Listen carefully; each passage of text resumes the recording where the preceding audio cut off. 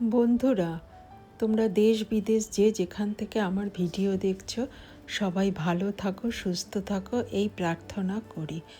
আজকে আমি দেখাচ্ছি তোমাদের কাবলি চানার মশলা। কাবলি চানা দিয়ে চানা আর ছোলে বাটুরে, মানে ছোলা আর কাবলি ছোলা দিয়ে ঘুগনি করে আর বাটুরার প্রসেসটা একটু অন্যরকম। প্রথমেই আমি চা পাতা আর একটু তেঁতুল দিয়ে গরম জল করে জলটা ছেঁকে চাপা দিয়ে রেখে দিলাম। তেঁতুলের জায়গায় তোমরা কিন্তু আমলকিও দিতে পারো। আচ্ছা, এবার একটা প্রেসার কুকারে আমি তেল গরম করে নিলাম, অতি অবশ্যই সর্ষের তেল।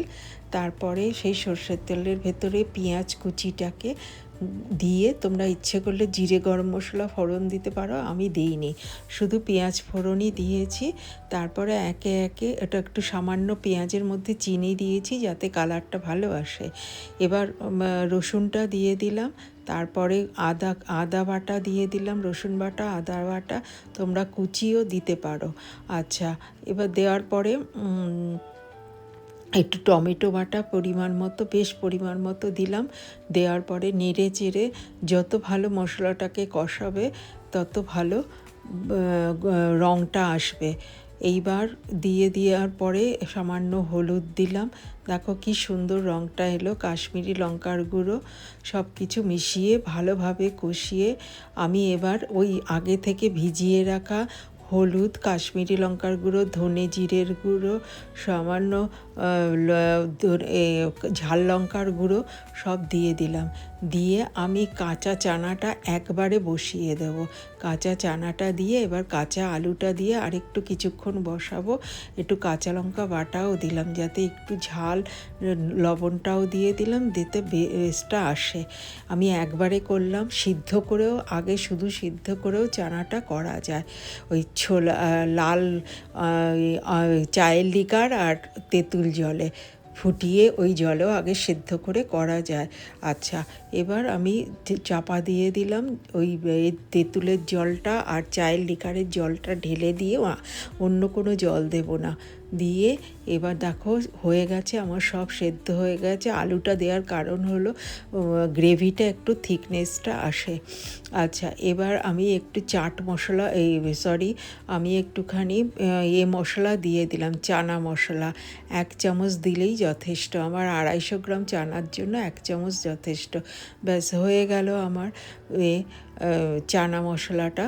এবার আমি 1 কাপ সুজি নিলাম। 1 কাপ সুজিকে আমি জলে ভিজিয়ে রেখে দিলাম 10 মিনিটের মতো।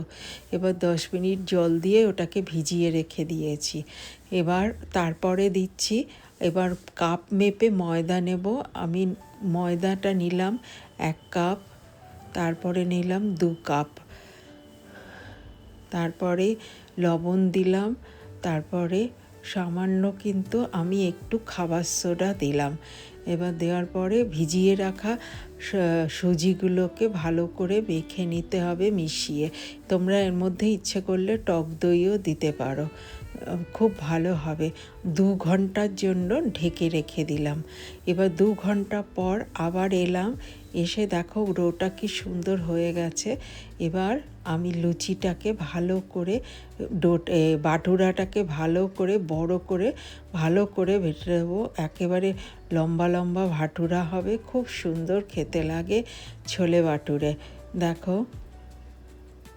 একটার পর একটা আমি বেলে নিচ্ছি। বেলে নেওয়ার পরে বেলা হয়ে গেছে। এবার গরম গরম তেলে ভেজে দেখো আমি পরিবেশন করব। তেলটা আমি আগে থাকতে গরম করতে দিয়েছি। থ্যাঙ্কস ফর ওয়াচিং তৃষার পাকশালা। লাইক, কমেন্ট, শেয়ার, সাবস্ক্রাইব করতে ভুলো না বন্ধুরা। তোমরা আমার পাশে থেকো। দেখো হয়ে গেল আমার ভাটুরা, গরম গরম ভাটুরা আর চানা, দুর্দান্ত লাগে খেতে। দেখো বন্ধুরা আমার হয়ে গেল ভাটুরা, কি বড় বড়, কি সুন্দর। থ্যাঙ্কস ফর ওয়াচিং তৃষার পাকশালা। দেখো পেঁয়াজ দিয়ে ডিনার ব্রেক